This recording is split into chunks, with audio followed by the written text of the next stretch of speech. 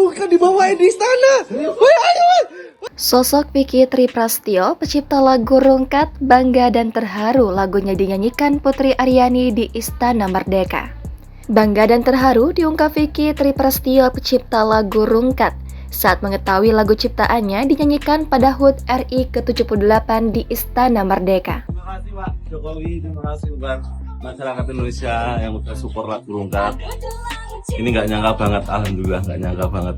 Ternyata Rungkat bisa dibawakan di Istana Negara. Matur suwun. Hal itu terlihat dari postingan Instagram pribadinya sembari menyertakan video joget massal di halaman Istana Merdeka pada Kamis 17 Agustus hari ini.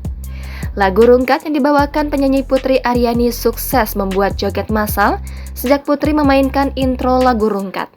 Sebagian tamu dan undangan terlihat mulai beranjak meninggalkan tempat duduknya. Ketika lagu dimulai, joget massal pun terjadi. Para tamu dan undangan tampak menyerbu panggung kecil tempat Putri tampil. Lantas, siapa Vicky Triprastio? Mengutip dari Wikipedia, Vicky Triprastio lahir 23 Februari 1998, adalah penyanyi dan pencipta lagu. Sebelum terkenal sebagai pencipta lagu dan penyanyi solo, Vicky Triprastio merupakan seorang keyboardist dan manajer AKD Band Koplo.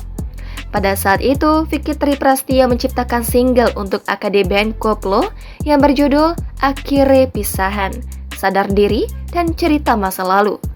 Vicky Triprastio juga pernah membuat single untuk Abalala yang berjudul Gede Roso dan Happy Asmara yang berjudul Wes Tatas.